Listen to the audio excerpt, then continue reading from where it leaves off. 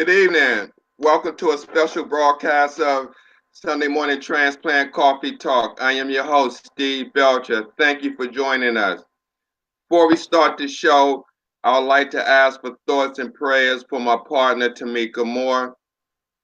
Update, hopefully, they will induce labor, I believe, this week or next week. Um, don't quote me on that, but please, as this process is going on, please keep her in your thoughts and prayers. She's definitely thinking of everyone and misses the show, but she definitely needs to get well and get through this pregnancy safe and sound. So tonight, we definitely have a great show for you. We have all the way from Detroit, Michigan, Mr. Jerome Espy. How you doing, Mr. Espy? Oh, I'm doing great. Thanks for having me on, Steve. I really appreciate it. Yeah, thanks for being on. I really appreciate you taking the time, to share your story and the way how I saw your story is a gentleman by the name of Joe Bueno. He operates a page called Transplant Warriors 24/7, Okay. and he shared your post, and I thought he knew you. Mm. And when I saw that post of you and Mr. Whitehead, I knew I wanted to share your story because this is the second story that we came across that where a white gentleman, I mean, it's not about the race, but where a white gentleman donated to a black gentleman. And the first show was a guy named Rob Robinson, and he was a turkey, or he still is a turkey hunter, and he's Mm-hmm. in Mississippi. Mm-hmm. And he went to Kansas to look for this elusive big turkey, and ended up meeting a gentleman up there, black gentleman that had a farm, and from that friendship, he was staying on his farm, and then suddenly he was able to come in the house, and just from that union, he found out that the gentleman needed a kidney, and he donated this kidney to him. Wow, that's a phenomenal story. Yeah, It's a yeah, similar, kind absolutely. of similar to same kind of thing. Yeah, That oh, oh, right, absolutely. So, can you share with us when exactly did you know you had kidney disease, and how did you find out? Well, I found out from my nephrologist, and this was it's all coming up on almost 4 years ago. I was really my health was deteriorating. I knew that my health was deteriorating. I wasn't quite sure what was going on. So on a typical day, I would wake up after sleeping 8 hours, and I would wake up, and within an hour or so, I would need to go lay down again. So my energy levels were just shot, just gone. And then, as a result of that, I wanted to go out and go find out what was going on. So I contacted my doctor. I was already seeing my primary care physician. I talked to them, and then they kind of directed me to a nephrologist. And I went to the nephrologist, and then they began doing testing, and found out that I was in end stage renal disease, and kind of kept monitoring it for a little bit. But my function was about at that point was like about 28% of kidney function. So I was already in a state where it was in a pretty dire state. But then in December of that that year, I found out from my nephrologist that I was going to have to go on dialysis. And so you get that news, and it's quite a shock. You're like, for me, whenever I saw people that were on dialysis, I saw them. They were, their skin was rubbery, their dark skin, they was sunken, and I'd heard all of the horror stories about dialysis and about the survival rates of dialysis, and so I wasn't really looking forward to that process. But the next thing was that my nephrologist gave me the option, said, "Well, okay, hey, you're going to have to go on dialysis," and then said, "Okay, there's a couple of different ways you could go about this. You could come to the center, or you can do home dialysis. Either home peritoneal dialysis or home hemodialysis. And since I had the option, I made the decision to go for peritoneal dialysis. And so I've been on peritoneal dialysis for coming up on almost 4 years now. And so the first few months were really, really challenging for me to get used to what was going on. My body just had a lot of rough, I was beginning to feel a little bit better, but not much. Just the whole process of hooking up to a machine every night. So I dialyze every night, and so it's become the new normal, but it won't be for long, thank God. Right, right. Wow. Now, when you was first diagnosed, when your doctor approached you, did he give you any information about any education in trying to halt the progression of this disease or try to minimize it from Hmm. moving on to stage 5? Sure. He well, what actually happened is I was seeing another nephrologist, uh, man, for almost a year. But that nephrologist was really discounting how I was feeling, uh, discounting like some of the reactions I was having to medications, and really Mm-hmm. was just didn't get along with him at all. And I didn't feel like he was giving me all the information that I needed. So for me Mm-hmm. to get to my nephrologist that I'm with now, by the time I got to him, my function, like I said, was below 30%. And he did a really good job of educating me and saying, okay, here we're trying to preserve as much as we can. The benefits and the downsides of hemo and peritoneal and in center and home. So they really did a great job of educating me at the stage that I was at, so that I could make an informed decision about what I wanted to do. Wow. Wow. But I So, but I did but yeah but I did I left one nephrologist because he just wasn't being proactive. And my wife was like, we need to, and we were having talks, but we were like, we need to get to someone else because it just wasn't working. And he was just discounting and just kind of flippant about how I was feeling. So he really didn't give me what I was needing. And so that's why I made the switch to another nephrologist, because we have to be our own advocates and really understand that if we're going to a physician, we have to feel comfortable with that physician and feel comfortable that they're doing what we need them to do for our health. And so that's why I made the switch. all right. Were you a diabetic, or are you a I diabetic? am. I am Mm-hmm. diabetic. I am Type diabetic, and I'm type 2. type 2 diabetic, yes.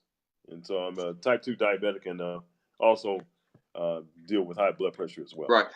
So let me ask you this: before your kidney disease, were you aware that diabetes was the number one cause of kidney failure? Of that and the whole host of other things, the eyesight, and if I think back to even when I was diagnosed with diabetes, I knew that it really progresses and causes all kinds of other health issues if you're not careful about monitoring it. And so one of the things that was the biggest challenge for me to come to in going through this journey is that I had a part in this. When the doctors were telling me, hey, you can you need to lose some weight, you need to begin to eat a little differently, you need to be doing this, and monitoring my numbers, but not monitoring it as closely as I would have liked, as I was saying, because I was with one nephrologist. But I've lost about 80 pounds over even before the going on dialysis. So I had begun to actively make some changes, but that's one of the biggest revelations for me in this whole thing was that I have a part in this. And so I have a part in the state that I'm in. And, that the doctors were giving me the information, but I wasn't necessarily doing everything I should have done completely. I made some changes, but I wasn't making all the changes I possibly could. Right. Do you have any regrets looking back that of not being more proactive? I don't know if I'd say regrets because I believe that I'm a Christian, so I believe that all things work together for good that love the Lord. So, but I know that if I had made some better choices 10, 15, 20 years ago, I wouldn't be in this state right now. So if there is a regret, I guess I would say that I wish that I could go back and tell my younger self to eat a little bit better, do a little bit more. Although I was losing weight, lose even more. Do everything possible, and then also build a medical team that was working on my behalf, and not just necessarily pushing medications at me and that kind of thing. But how can I actually uh, become move more towards a holistic way of living and make some changes that will outside of medications, Sure, not sure.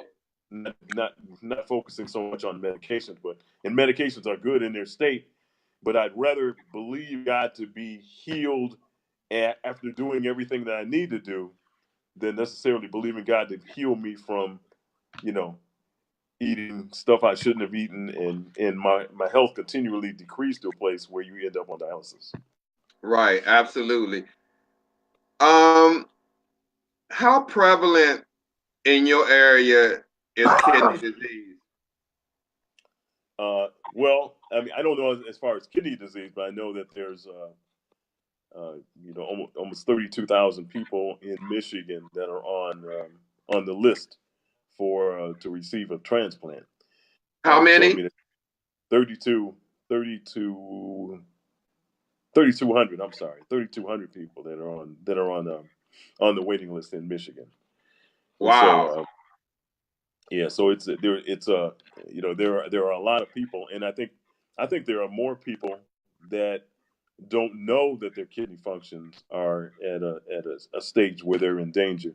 I have a close friend of mine that thankfully he just got a transplant 3 weeks ago, but he was going on and uh, didn't really know what was going on. We got into having some conversations, and based on me explaining what was going on with me, he made a decision to go to the doctor, and then he found out that he was in end stage. He was in stage 4, moving into stage Wow. 5. Yeah, so he was in a really, and then so now he went on the peritoneal as well, and he just received his kidney 3 weeks ago. Did he get it from, where did he get his kidney from? A living related donor or just No, from no, the list? he got it from a cadaver, and so he was How long listed. he's been on dialysis?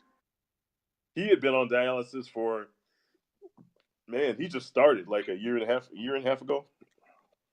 I mean, to me that's new because I've been Wow. on for almost 4 years. But he progressed. But then he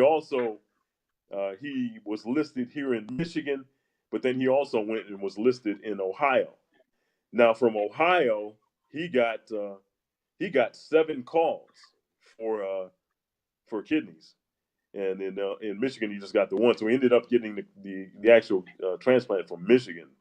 But so being listed in 2 different states made a huge difference for him, as far as getting calls. But so I never got any calls.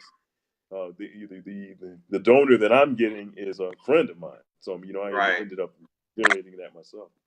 Yeah, we're gonna talk about that. But let me ask you, with your friend, that's a little concerning to me. And let me tell you why. Because of I mean, anything can happen. I mean, anything. But a lot of people have been offered, and I'm not sure if you heard of this, they call compromised kidneys. Have you heard of that phrase, Yeah, I've heard of that. compromised kidneys?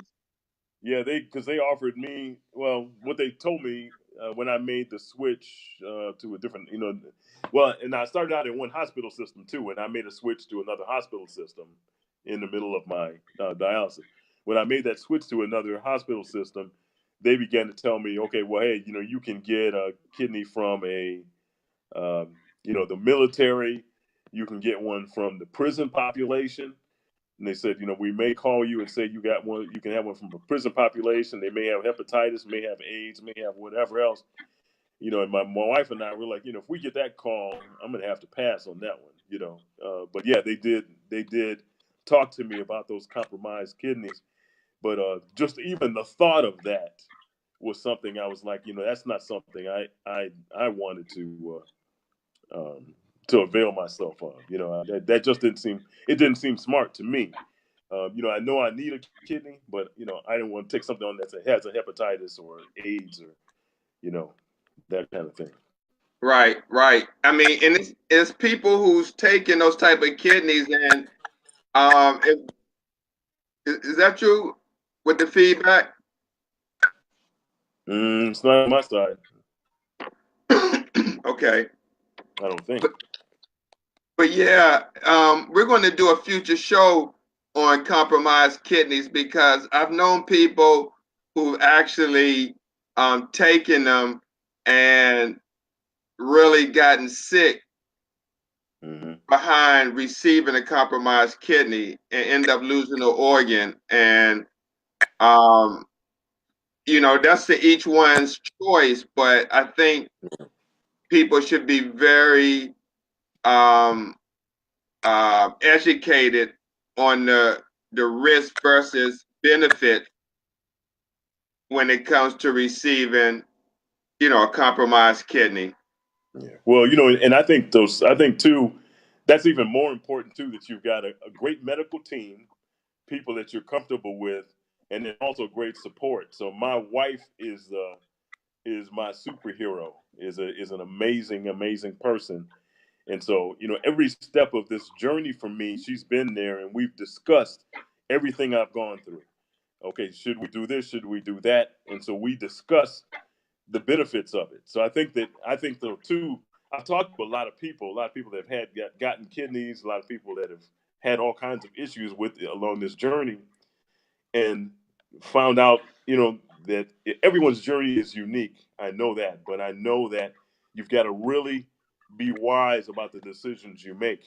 And so I think some people get into a place where they feel desperate almost, and if they have somebody on their medical team that's like, oh well, you need to go in and take that.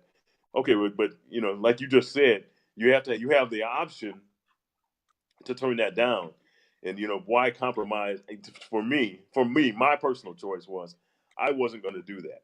I wasn't going to Hmm. accept the compromised kidney. I had made the Right, decision. My wife and I had made a decision. right. Hey, so can you tell us how how did the um how did the conversation come up on your pending transplant that's taking place in less than 3 weeks? How did that whole conversation come about for you to receive the gift of life from another person? So there was and I know if you've talked to many people, that when you're on dialysis, you have good days and you have not so good days.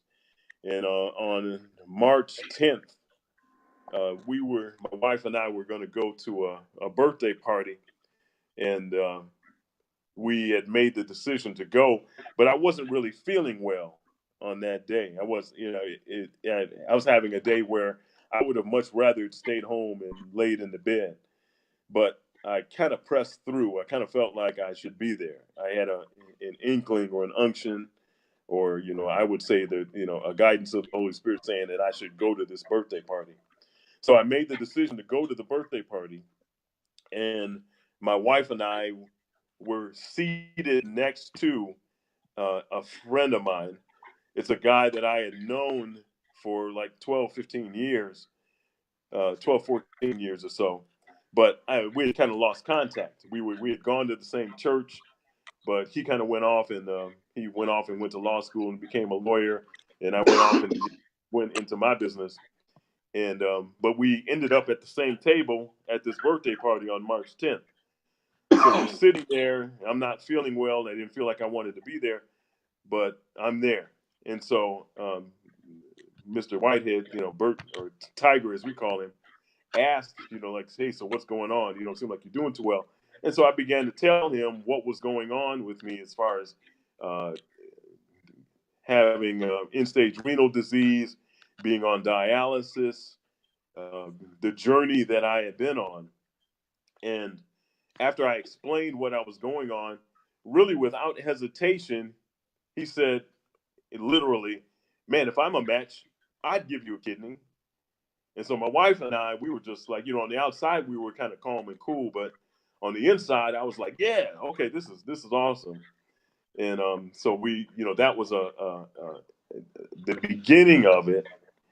And so, but and the other things too, I began to say that when people would ask me, I was pretty close as far as what I was going through. I didn't really tell a whole bunch of people, but whenever people that didn't know I was going through, they would say, well, how are you doing? I'd say I'm guardedly optimistic and I'm trying to keep my head right. Those are the two big things. So even when Tiger came forward and he said, hey, if I'm a match, I'd give you a kidney. I said, okay, in my head, I'm thinking, okay, I'm guardedly optimistic because the people I had talked to that had gone through this journey, many of them, they go through all different stages of this. They end up, they're about to put them asleep, and then, something happens and it's canceled. So it was guardedly optimistic. But that next Monday, Tiger, he asked me for the phone number to call for my hospital system. That next Monday, he began the process of the outreach, went and got his blood test, and then really that was like a 5-month process. And so in August of this year, long story short, August 8th this year, we found out that he was a match. He's a blood match, tissue match. That all signs were really a go. So when we stayed contacted throughout this whole journey, even after that birthday party on March 10th, we stayed connected because every morning, Monday through Friday, we do a prayer call. It's he and I and about 7 other guys, and so we pray for one another, we teach the word to each other, et cetera, et cetera. But it's a small group of guys that we kind of connect. And so I've been in connection with him since that March 10th date, literally 5 days a week, where we're connecting and talking. And so that August 8th was a big day for me because then I found out, okay, this is actually closer to happening, and I'm still guardedly optimistic, but I knew that, okay, we have a match, and now we can move towards that place of finding a date. And then a couple weeks later, we began to find out that the process was moving forward. And literally about a month ago, about 5 weeks ago, found out, okay, December 7th is the date. We got your pre-op, we got all these things set, and we're good to go.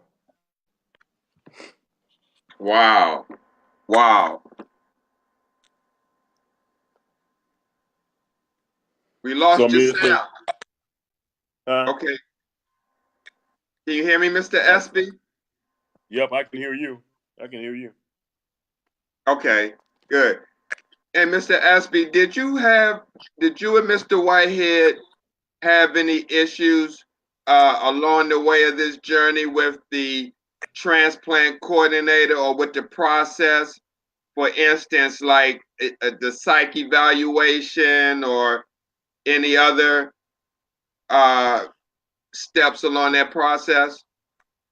Well, his side of the psyche, evaluation and all of that was more challenging than mine was. Not because he necessarily had anything going on, but they just wanted to make sure they were really, pressing him to make sure that he was making a decision, an informed decision, and he was doing something that he wanted to do. And and too, that he was going to be talking to his family and making sure that they understood what he was going through.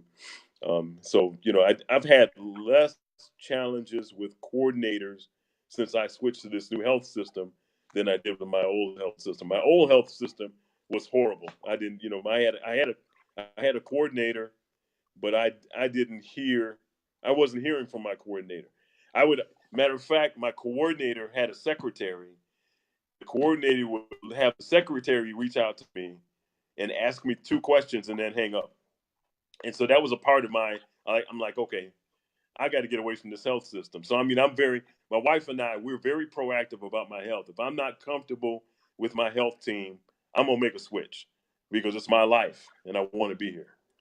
I don't know if that answers your question or not. I think Yeah. I got in the middle there. No, and the reason why I asked that, because I know several individuals that are going through the process right now, and it seems like they're being stonewalled with the, you know, one thing or another, whether it's the psych evaluation or if they got transportation, just something really simple and that I think is really outlandish. But I guess each transplant center across the United States have their own certain criteria on Mm-hmm. who they're going to transplant and who they're not going to transplant.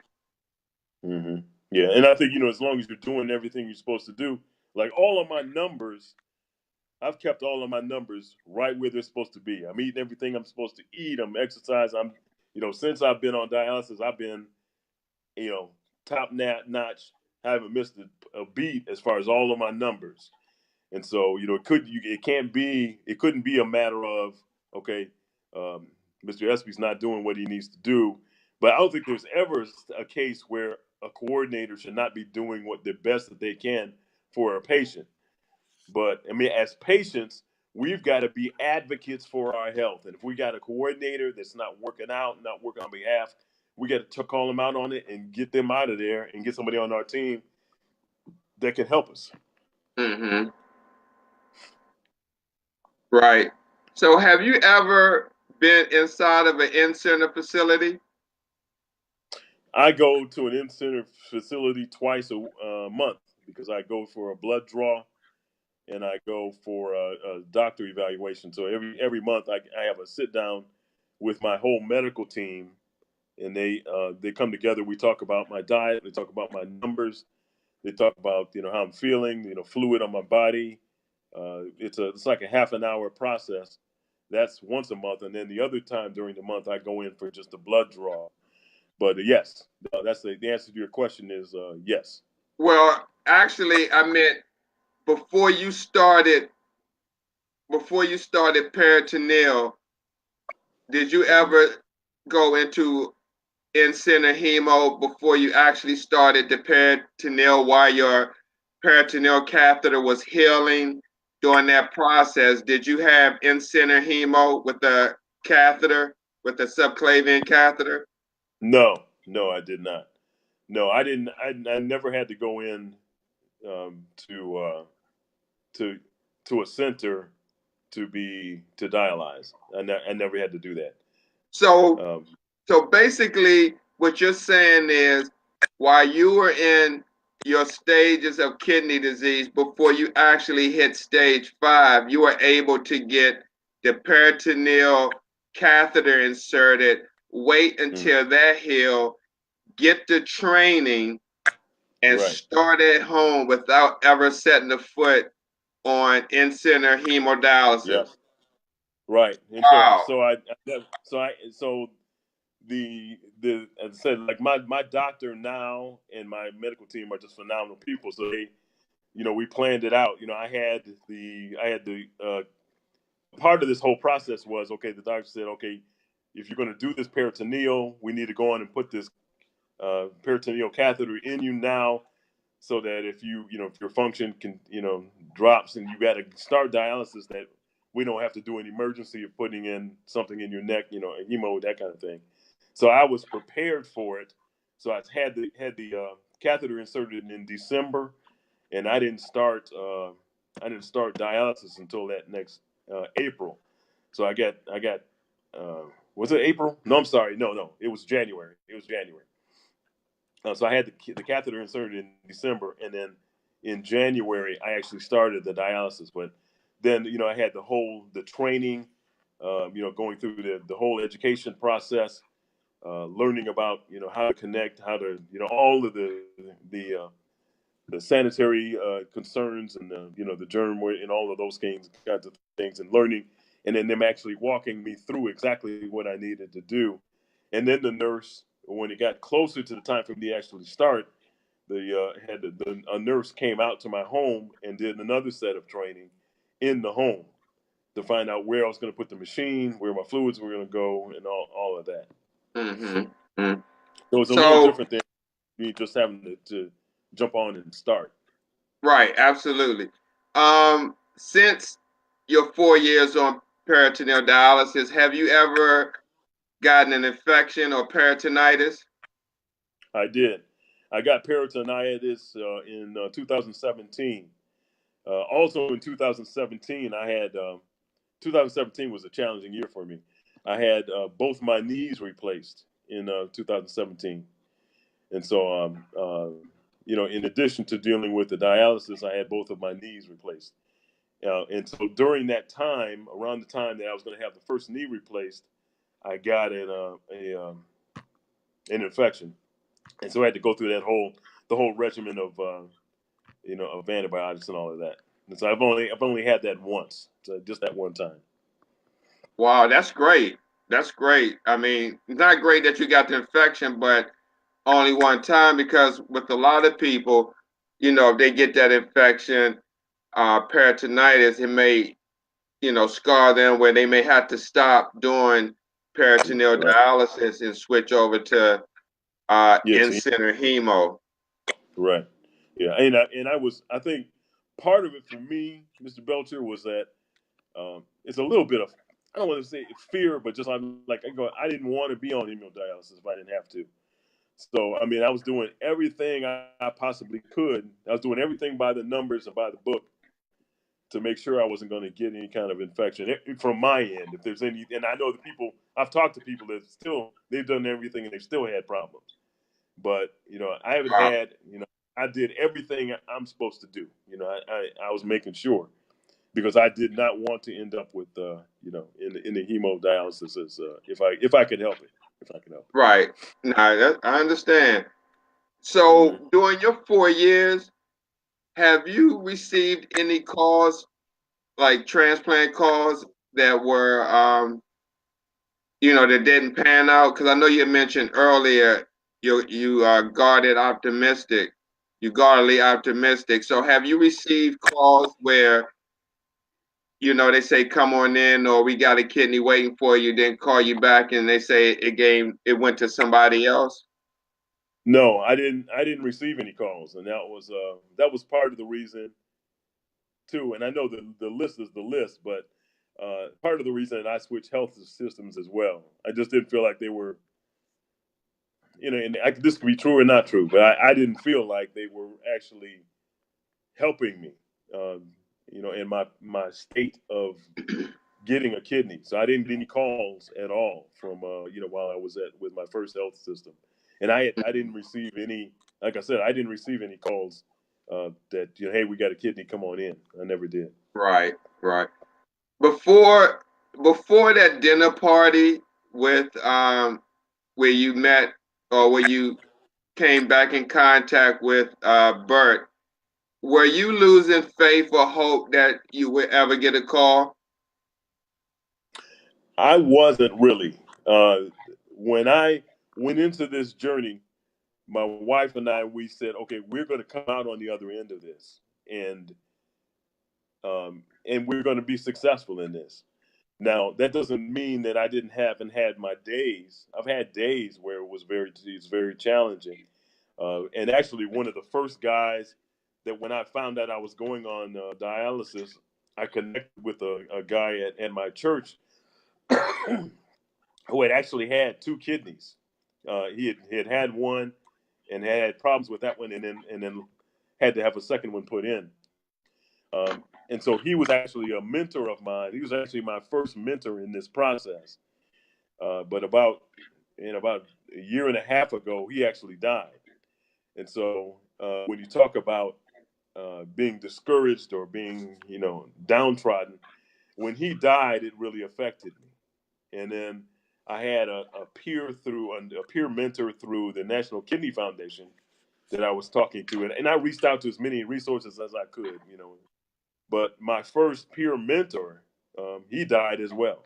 He died too.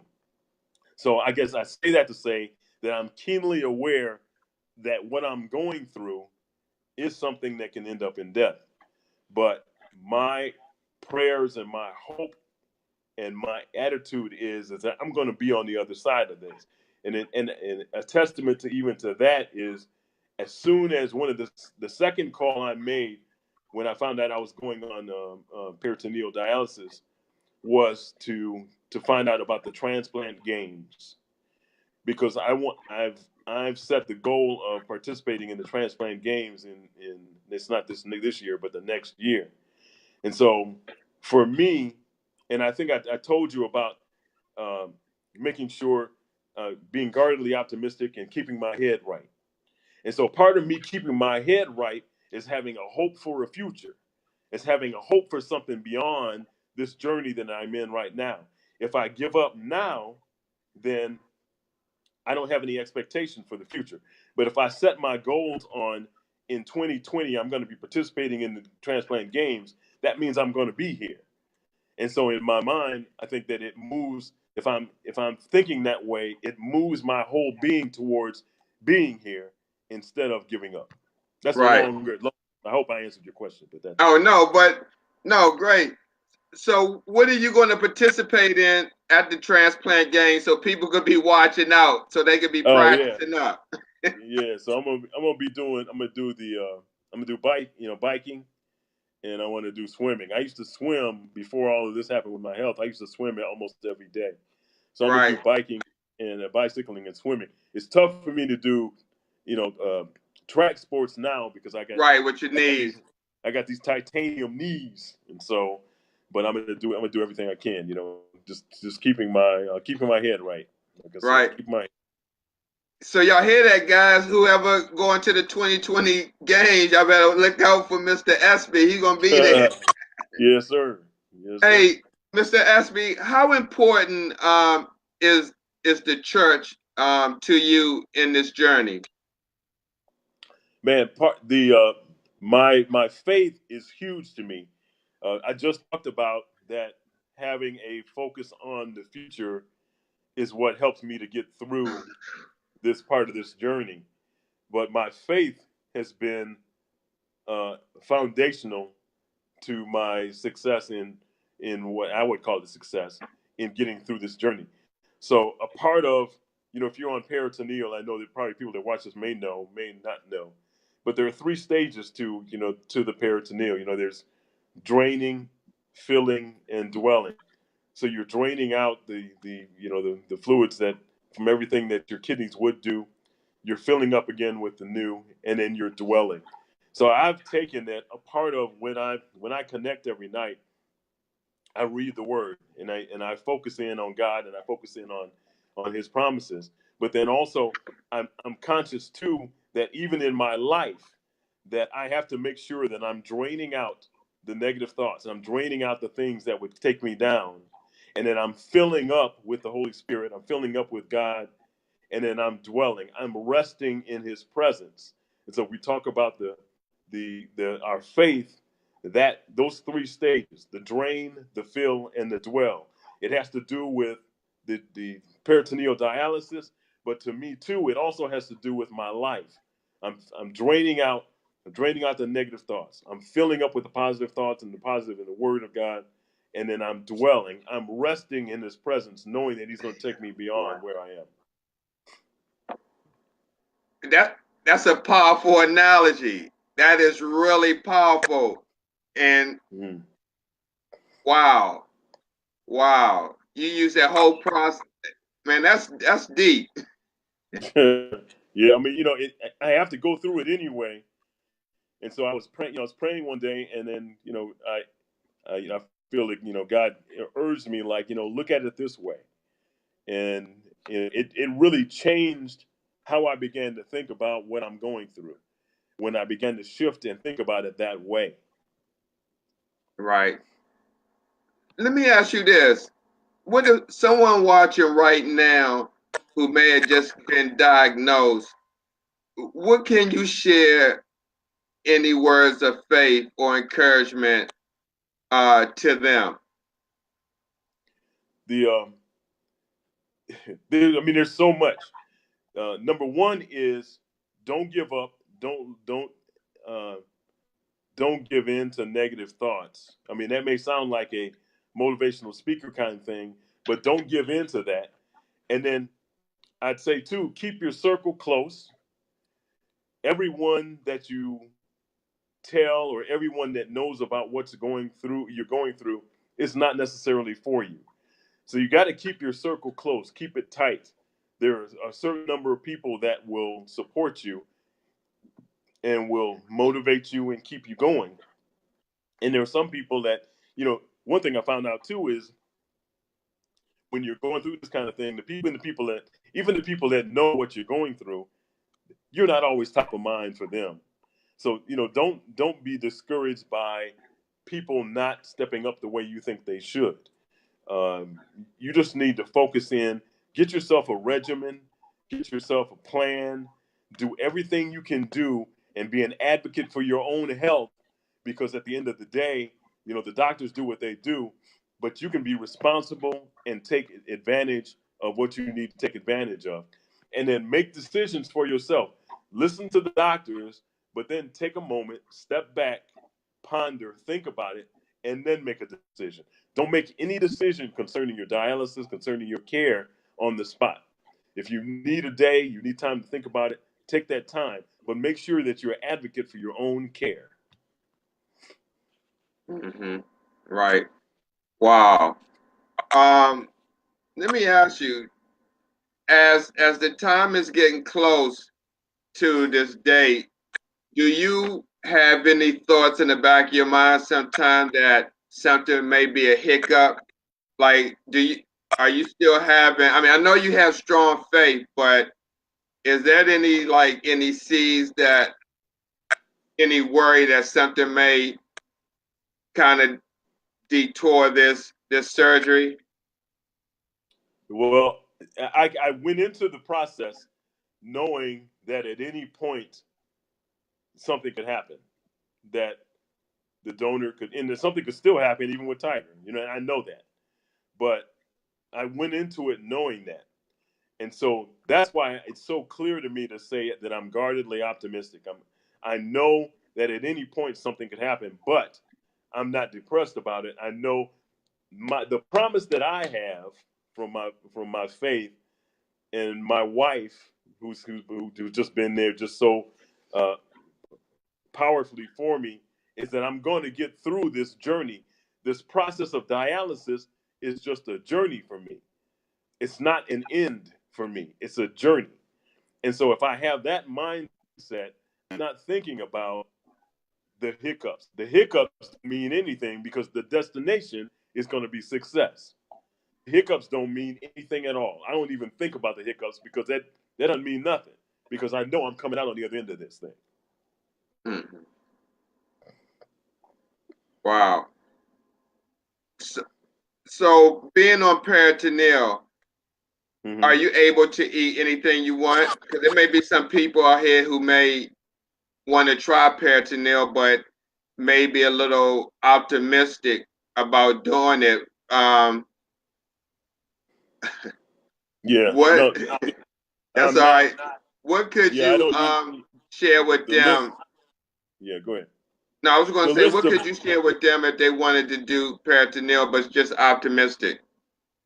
well, the list of when I started out, the list of foods I could not eat, the list of foods I could eat was bigger than the list of foods I could not eat. Obviously, so I had to be really careful about phosphorus, about everything really. But for the most part, I've gone to a vegetarian diet for the most part. I do eat some fish and chicken a little bit, but for the most part, I've made a shift to that kind of a lifestyle. So yes, you do have to be careful about some things, and there's some things that you typically would eat. Like they say. So for example, everyone says, okay, eat wheat bread because wheat bread is good for you. But then you go on peritoneal dialysis, and they say, okay, you can't eat wheat, but you shouldn't eat wheat bread anymore. You should only eat white.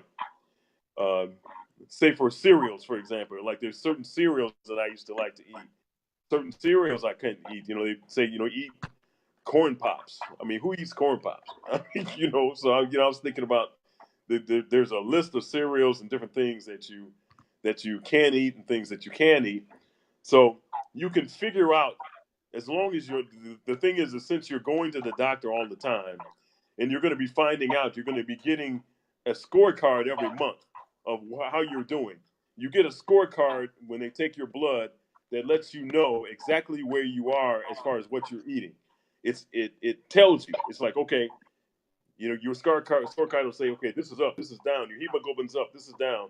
And if you are not eating right, it lets you know, and then you can make adjustments from there. So no, I don't eat everything I want to eat. I've made a shift, but it's all a part of this journey that I'm going through. Right. Other than your church, who are your biggest supporters? Number one is my wife. She's my road dog, man.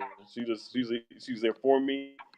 Um, we're joined at the hip, and she's just an amazing woman. I'm so blessed to have a wife that like I have, because Mm-hmm. she's just an amazing person. Also, I've got a there's a brother of mine named John, and not a natural brother, but a brother that actually just is connected to me. He just made a decision to stay connected to me. So we talk almost every other day, and he's just stuck there like glue, man. Just I can't shake him, man. He won't go away. He won't go, but he's just there. And Mm-hmm. there's a couple of other folks that know. This is how you know you have a true friend, is when you're going through a challenge, that they're there for you and can help you through that challenge, and then also call you on your stuff. So there have been some days where I wasn't necessarily feeling particularly well, and I may snap and say something that I shouldn't be saying. But I've got the kind of friends that will call me on that, like, "Hey, Jerome, that's you're not thinking right. You're tripping out." And so a real friend will call you on your stuff, and a real friend will be there and stick with you throughout the process, regardless what that process looks like. They're not going to drop you in the middle, because this journey is something that is challenging, man. I mean, it's serious stuff, and to go through it, you got to have some people that you can connect with. Like I said, aside from those people I mentioned, I've also, like, I connected with National Kidney Foundation, and so I've got a peer mentor through them, and they call, like, about once a month. But then I've sought out people through Gift of Life, and through the Michigan Organ Tissue Transplant Education Program. I've sought mentors out, people that have gone through this, people that have donated, people that received kidneys. I've sought out friends and new friends that I need to. I'm getting all of the fuel that I need to make sure I get on the other side of this journey. Wow. Did you, when you first got diagnosed and this happened to you, did your wife had to assume maybe roles that you were once doing because of your illness? Did that ever come into play? Because some individuals who get kidney disease, the spouse may have to assume caregiver roles because the other person, depending on how severe their illness is at the time that they're diagnosed, they may lose employment, may not can drive, Yeah, right. may not can do the regular jobs that they were once doing. Did that happen in your case, or you just continue to grind on and deal with kidney disease at the same time? Well, we went grinding on. I mean, I own my own business, and so, but my energy level was such, it has been such, that I've had to greatly modify what I do. And so, throughout that process, I have had to modify. But my wife has been there, and then she's assumed the roles of, we kind of modified what we do. But the great thing about my wife is that whatever we need to do as a team to get through this, she's there to help me get through it. And so we've done what we need to do, and so it hasn't been a burden. But I know of people. I've talked to people. Like I said, I've sought out people to talk to, and I've sought out people that they've come close to divorce because of this process, and because some of the spouses, they're not built for it. They're not built for the tragedy. When you when you go down the aisle, in uh, sickness and health, in all those things, um, for richer, for poorer, for sickness and health, and all those things, all those vows that they give you at when you get married, that stuff is tested. Even as a Christian, um, a lot of times we as Christians, we talk about, we go to church, raise our hands, we give our money, we do what we need to do. But then we come up to a place where we get challenged, we get tested. And then your real faith is tested. You really find out, do you really believe what you've been praying for? And so the great thing is that, like I said, because of my faith and because of my wife, I've been able to get through this thing, and we've made the adjustments we need to make. Is everything exactly the way that it was as far as what we do? No, but it's perfect for us now because of who we are and because who she is. She's built to support me, and she does that uncompromisingly. Wow. What are your plans after the transplant? I know that's kind of looking into the future. We try to Yeah. look at the present moment, but do you have any advocacy plans as a result of this gift of life, the second chance that you're getting? Yeah, absolutely. I've gone through the training to be an advocate for gift of life, and so I'm going to be doing more with them. I'm going to be doing some things with my hospital. They have a group where they have mentors and to help people through the process, and so I want to get involved there. I'm very cognizant of the gift that I've been giving. I've been given a gift of life. And so it's interesting, that I'm going to be helping with this organization. But I feel the responsibility to help whoever I can in the process. Like I talked about, even on a small way, like the friend of mine that if I hadn't had the conversation with him about what I was going on, he wouldn't have gone to the doctor and wouldn't have found out that he needed to go on dialysis. So I want to do everything I possibly can to, number one, help people to eat right, do what you need to do. If the doctor's telling you to do something, do those things, but take care of your health. And I want to do everything I can to make sure that people don't end up in the stage where they have to get on dialysis, where they have to be, waiting for a kidney, where they can end up possibly dying. We know we all have to die, but I mean, for as long Right. as we can be to be here. Absolutely.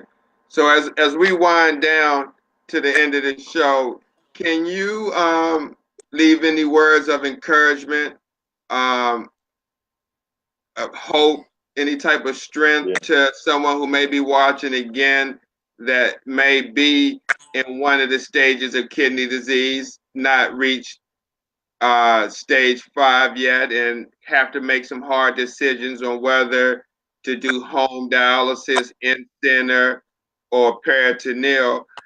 What could you leave them words of encouragement? Well, the number one word of encouragement is that this is not unto death. It doesn't mean that you have a death sentence, and you can get through this. But you're gonna have to wrap your mind around it, and you're gonna have to make some changes. When our doctors tell us what we're going to be going through, sometimes we think, okay, well, it's not going to be that bad. It's a challenge, man. It's a challenge. But what you're going through, you can come through, but you're going to have to do everything that you can. You have to do everything that you possibly can. So even if you're in stage 3, say your kidney function is declining, do everything that they tell you to do. Don't the 3 words that are the enemy of anything that we do is I deserve it. I deserve it. So many times we'll go through and we'll say, well, I've been doing pretty good. I deserve to have that extra piece of cake. I deserve to have this, this, this. Sometimes, no, you don't. You're gonna have to get harder in your mindset and focus in on what you can, but you can succeed and you can get through this. Wow. Great, great. Wonderful. Anybody you want to send a shout out to before we close out? Well, my wife Muriel, she's amazing, and I love her, and she's phenomenal. and also to Tyke Whitehead and his family, and my friend John, and really anybody else out there that is going through this challenge and this journey. Do everything you can, and much love out to you. And I'll see you on the other side, and I'll see you at the Transplant Games in 2020, baby. Right, absolutely.